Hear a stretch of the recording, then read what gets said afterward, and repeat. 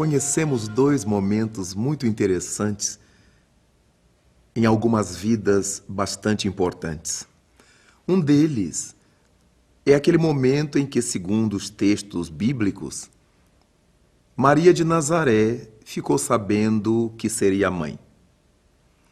A sua expressão, conforme os registros religiosos, é muito interessante. Senhor, faça-se em mim segundo a tua vontade. Este é o momento que vamos deixar para analisá-lo já. Depois encontramos uma outra ocasião em que o notável Francisco de Assis diz-nos assim: Senhor, faze de mim um instrumento da tua paz.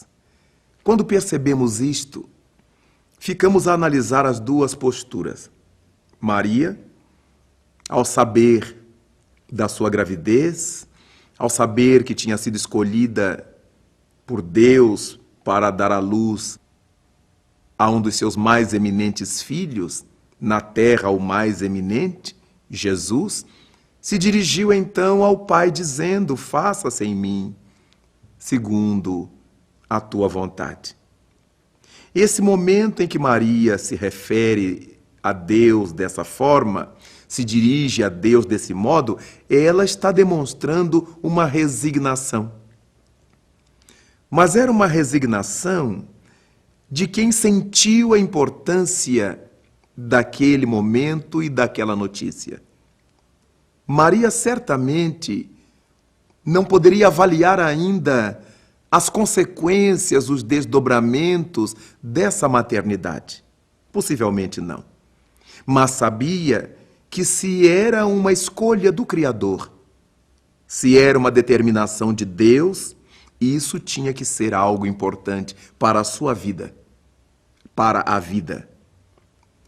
No entanto, Francisco se utiliza de um outro recurso. Ele, sabedor de que ser instrumento de Deus ou do Cristo é algo de grandíssima magnitude, pede a Cristo, ou pede a Deus, para que faça dele um instrumento do trabalho. Esse momento franciscano é um momento de obediência a um propósito. E nós notamos que na postura de Francisco existe uma conscientização, uma reflexão, essa certeza de que tornar-se alguém instrumento do bem é de fundamental importância para o próprio instrumento do bem, mas fundamentalmente para a vida. E é desse modo que estamos diante de duas questões fundamentais nas nossas relações humanas. Aquela que diz respeito à obediência e aquela outra que se refere à resignação. Todas as vezes que falamos em obediência, é muito comum que as pessoas entendam, ou que nós entendamos, que obedecer a algo ou a alguém é um gesto de humilhação. Obedecer, carregamos na alma esse impulso da oposição, do desacato. E desse modo, a obediência entre nós não é uma coisa bem vista. Quando os pais pedem aos filhos obediência, costumeiramente estão em clima de briga, de imposição, alguma disfunção familiar. E então a ideia da obediência costuma estar associada à ideia da humilhação. Você tem que me obedecer, fulano. Você tem que fazer o que eu digo, Beltrano. E no inconsciente geral existe essa ideia de que obedecer é humilhar-se. Nada obstante, o que nós aprendemos com os grandes mestres da humanidade é que a obediência tem respaldo do discernimento, da razão. Obedecer é estar de acordo com a razão. Não é se humilhar, não é fazer o que os outros queiram. É entender exatamente a importância daquilo que nós iremos fazer. Obediência tem o respaldo, o apoio da razão. Se nós obedecemos sem raciocinar, naturalmente será um gesto de fanatismo. Mas se nós obedecemos sabendo o que é que estamos fazendo, sem dúvida alguma, é a mais notável obediência. Aquela buscada por Francisco.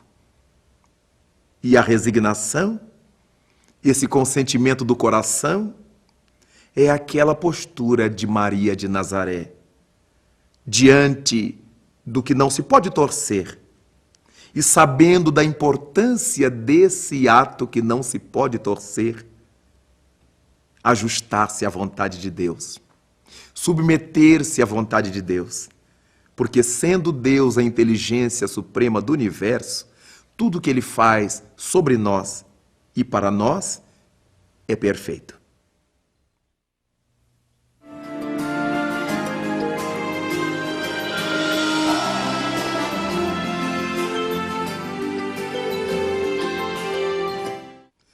Uma vez que tudo o que Deus faz para nós é positivo, é perfeito, é absoluto, resta pensar como é que nós agimos no cotidiano quando temos necessidade de obedecer.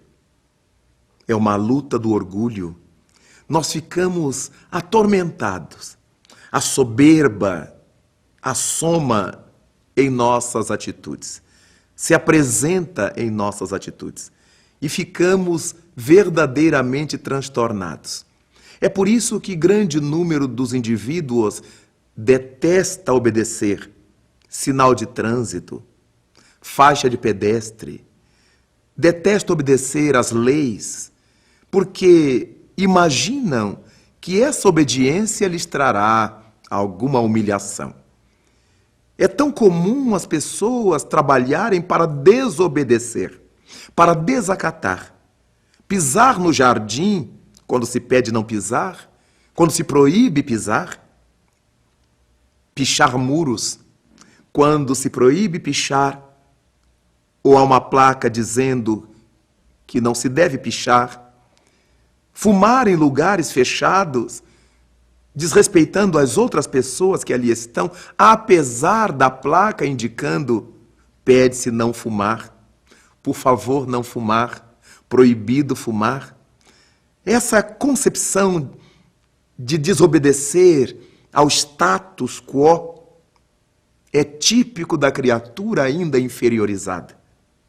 Ela poderia parar para pensar, por que é que eu não devo pisar o jardim? Porque isso é um trabalho para todo mundo. É um trabalho que alguém fez com suor, com esforços. E por que é que eu tenho o direito de pisar? Por que que eu não devo fumar aqui? Porque ninguém é obrigado a participar dos meus vícios. Ninguém tem que compartilhar do meu desejo, se não o deseja. Por que que eu não posso fazer essa contramão? Porque pode vir alguém obedecendo o sentido da rua e será atropelado por mim. De alguma forma, eu estarei cometendo um equívoco ou um grave erro. Todas as vezes que, diante da necessidade de obedecer, nós raciocinarmos, estaremos fazendo exatamente o que deve ser feito. Obedecer é pedir autorização à razão para fazermos isto ou fazer aquilo. E nessa hora não importa quem é que nos tenha dado a ordem ou a determinação. Muitos homens não gostam de acatar o que a esposa fala, o que uma mulher fala. Outras vezes a mulher não gosta de obedecer ao que o marido diz, ao que um homem diz, por causa dessas tolices de machismos, de feminismos, sem acatar com o fato em si, sem atinar para o fato em si. Obedecer, não importa quem, pode ser dito por uma criança. Se a criança diz assim, cuidado que aí tem tinta fresca, passe pelo outro lugar, se nós insistirmos, vamos nos tingir com a tinta fresca. Então, quando somos pessoas amadurecidas, não temos nenhum problema em obedecer, desde que vejamos sentido nisto, desde que haja sentido para isso. E a resignação, então? Ora, a resignação é este impulso do coração. Mas quando falamos em impulso do coração, não deixa de ser uma força de expressão, porque o coração não tem impulso. O impulso, de fato, é da inteligência. E diante das questões que nos levam à resignação, basta usar a inteligência para verificar que são coisas que não poderemos torcer. A resignação diante do inevitável, diante da morte, por exemplo. Quando falamos em resignação, não se trata de uma acomodação. Vamos trabalhar nas pesquisas, na medicina, para evitarmos que as pessoas morram por qualquer coisa. Por uma virose, por uma bacilose, por um processo qualquer que a ciência já tenha possibilidades para impedir. A resignação nos leva a pensar que, sendo a desencarnação ou a morte um fenômeno natural e que todos os indivíduos teremos que por ela passar, é o inevitável. Não me adiantará a insubordinação, o desespero, a gritaria, porque todas as criaturas no mundo morrem. Ricos e pobres, potentados ou gentalha, todos morremos.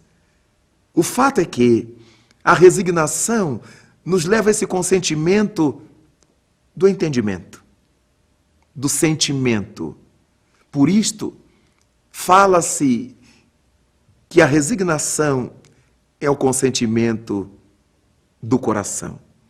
Porque nós precisamos, depois de refletir, depois de raciocinar, depois de avaliar pela razão, abrir-nos para acatar aquilo que seja a determinação da vida. Senhor, faça-se em mim, segundo a tua vontade. E pensar em Francisco, faze de mim um instrumento da tua paz.